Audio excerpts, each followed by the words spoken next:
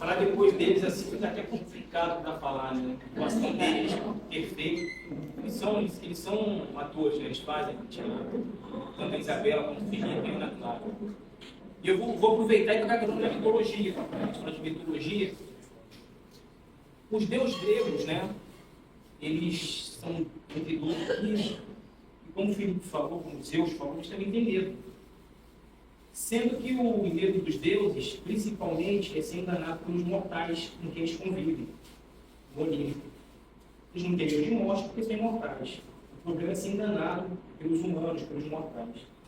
E dentro da história da mitologia, tem uma história muito interessante de Sísifo. Sísifo é um rei de Corinto, o fundador da cidade de Corinto, uma cidade grega, e é tido na mitologia como o mais esperto, 171, estelionatário, é um bom de papo. Né? E ele gozava de todo o prestígio no seu reino, ele era um grande rei, todos os seus súditos adoravam ele, e um belo dia, os lagos e rios do reino se secaram. E aí foi uma comoção, os animais começaram a morrer de sede, as plantações começaram a secar, e o povo se revoltou contra o rei Sísifo. Nesse mesmo reino, vivia uma linda jovem chamada Edna, exuberante. E Zeus, sendo o canalha que ele sempre foi, promíscuo, era louco para seduzir Edna. E, não conseguindo, ele pediu que sua águia sequestrasse a menina. E sequestrou Edna por Olimpo, a fim de seduzir. Bom, só que Edna era filha de um pequeno deus chamado Azopo. Azopo é o deus do rio e dos lagos. Ele foi procurar pela filha e não encontrou a filha. Ficou extremamente preocupado. 2, 3 dias a filha não aparecia. E aí, Sísifo foi o único que presenciou o sequestro. Foi testemunha do sequestro. Sísifo foi até Azopo e falou: ó, eu sei que você sequestrou sua filha. Se eu te falar, você enche meus rios e meus lagos? Combinaram, fizeram um acordo. E aí Azopo foi até o Olimpo, esperou Zeus sair, resgatou a filha e voltou até Corinto para cumprir o tratado. Encheu os rios e os lagos de Corinto. Sísifo voltou a ser o grande rei, tudo resolvido. Mas mexeu com Zeus. Zeus, quando voltou para Olimpo, não encontrou sua sequestrada nos seus aposentos. Ficou irado, raivoso, e piorou mais a raiva ainda quando ele descobriu quem tinha sequestrado, quem tinha dado todo o assunto do sequestro tinha sido Sísifo. Como é que um mortal desafia um Deus bonito? E aí ele foi até Hades. Hades é o irmão de Zeus. Hades é o deus do submundo dos mortos. E pediu que Hades intercedesse com ele em relação a Sísifo. E Hades falou: então, vou te ajudar, meu irmão. E pediu que Tânatos fosse até Corinto. Tânatos, para quem não sabe, é a morte personificada. Uma linda mulher, exuberante, charmosa, né, com todos os atributos de uma grande mulher sedutora. Quando ela chegou em Corinto, a morte, falando com Sísifo é aquele malandro, com 7-1, logo desconfiou que a esmola estava grande demais. E Sísifo começou a seduzir a morte, de todas as maneiras, elogiando, e a morte se deixou seduzir por Sísifo. Aí Sísifo deu um grande golpe de mestre, ofereceu a ela pulseiras e colares lindos, das mais pedras preciosas lindas. Ela aceitou os colares, muito vaidosa, vestiu os colares e as pulseiras. Na verdade, não eram colares nem pulseiras, eram correntes e algemas. Foi Ares, o deus da guerra, reclamar com Zeus. A guerra estava acontecendo, mas não estava morrendo mais ninguém. A guerra não tinha fim. Aí depois foi Hades reclamar com Zeus. Primeiro que o submundo dos mortos estava ficando vazio, estava chegando morto. E doeu no bolso de Hades, porque os mortos, na Grécia Antiga, os familiares colocavam moedas de ouro nos olhos dos mortos para atravessar os rios os rios que levavam até o inferno. Então, Hades estava perdendo dinheiro, estava chegando morto e as moedas de ouro.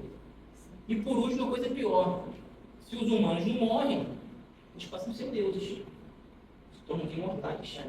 E aí começaram a realmente degladiar com os deuses mitológicos. Isso foi uma afronta para os deuses. Zeus não aguentou isso, reuniu os 15 deuses mitológicos, inclusive as mulheres deuses, Afrodite, Deméter, Hestia, todo mundo, e foram até Corinto conversar com Sísifo. Logo que chegou Zeus, que é o deus dos raios e trovões, lançou vários raios e conseguiu libertar a morte. A morte voltou a atuar, estava solta. Fizeram um julgamento sumário de Sísifo, e foi condenado a um trabalho irracional, insano e inútil o resto da vida, que era carregar uma pedra imensa nos ombros, montanha acima, chegando na montanha, soltava a pedra montanha abaixo. Isso todos os dias durante a eternidade. Essa é a história mitológica de Sísifo. Aí tem um grande autor, filósofo, franco-argelino, chamado Alberto Camus, que escreveu o Mito de Sísifo, um clássico. Que ele fala que o grande problema do Mito de Sísifo é quando a gente... Estou com medo, quando a gente incorpora esse medo, a gente fica em relações profissionais, relações emocionais que sejam insanas, irracionais e inúteis. A gente tem coragem de pegar essa pedra e jogar para longe. Ele faz essa associação do mito de Sísifo com a mitologia realmente de Homero.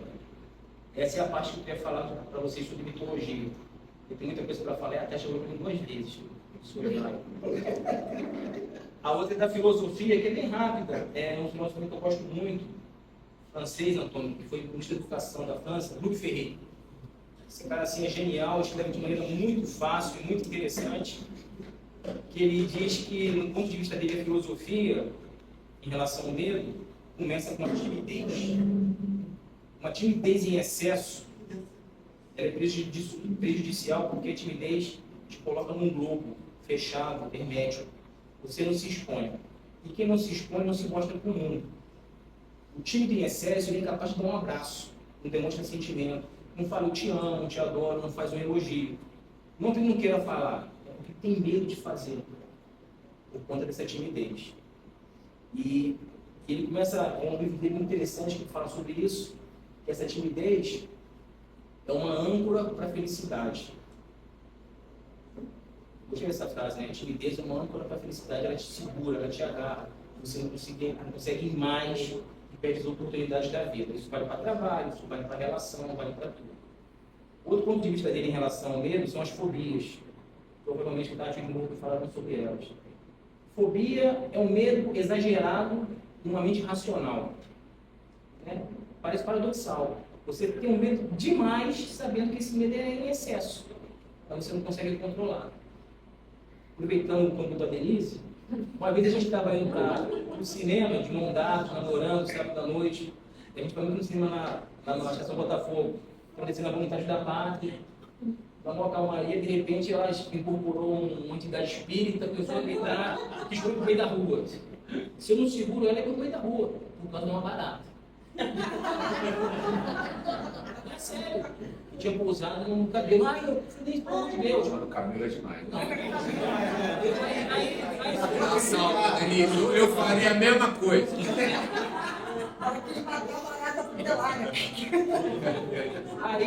Aí você para pensar, a barata ela não ataca.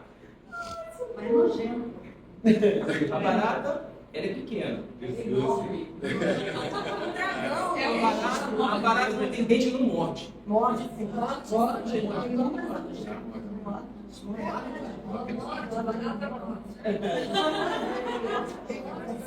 Isso é fobia de vocês. Morde sim, fica feio, cara. Não te mordeu a barata? Não morde. Tá, passa, morde. Acho que tá tudo ficando nervoso. Então foi isso, essa fobia, né, essa incapacidade de se racionalizar o sentimento, que não vai te fazer tão mal assim. Né? A fobia é isso. E a gente tem um medo, né? Existe o medo orgânico, que é o medo que nos protege, como falou o Fogos, é aquele medo de se escutar aqui no estouro, o que a gente vai fazer? Vai se encolher a posição fetal para defender as vísceras e botar a mão na cabeça. Isso vem no nosso DNA, é a proteção. Talvez o Edmundo vai falar isso muito melhor do que eu. Né? Eu junto para você. Esse medo orgânico, é o medo instintivo. A gente só está aqui hoje porque nossos ancestrais sentiam medo.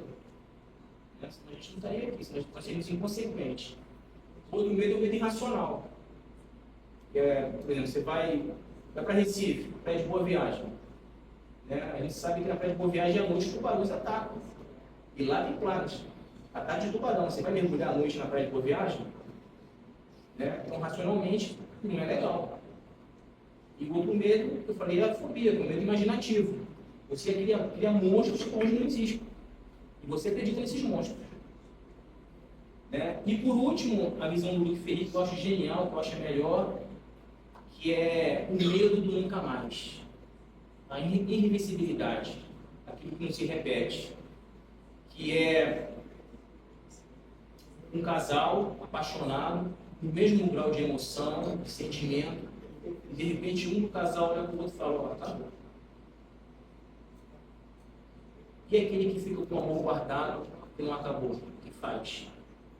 Ele fala que o medo desse nunca mais é que nunca mais vai se repetir um domingo à tarde com a pessoa que você ama, nunca mais você vai acordar junto com a pessoa que você ama.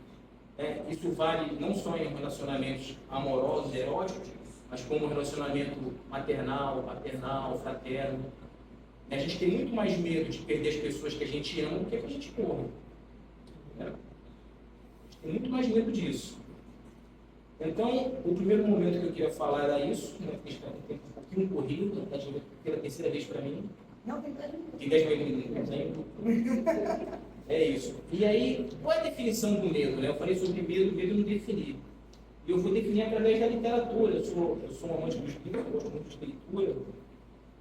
E eu peguei duas definições, dois clássicos, né? Guimarães Rosa, que é a Grande Sertão Veredas, Don Quixote. O Grande Sertão Veredas ele fala assim: mano velho, o que é o medo? O medo é um produzido dentro da gente, algo depositado,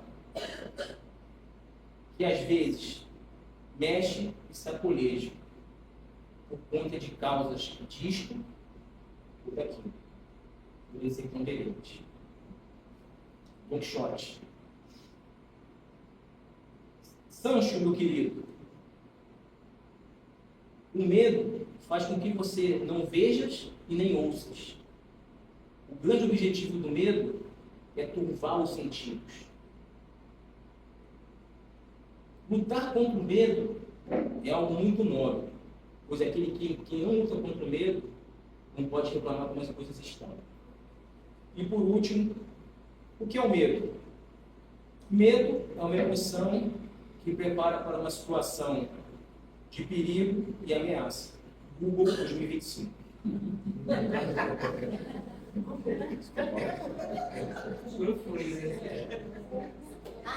Então, a princípio, era isso que eu queria falar para vocês, sobre o medo. Queria agradecer de novo, a presença de vocês agora com mais calma, porque a gente teve a excelente encenação dos nossos atores. Quem voltou da primeira e agora, fico muito feliz porque devem ter gostado. E aí agora eu passo a palavra meus medos para a dona Tatiana falar sobre isso.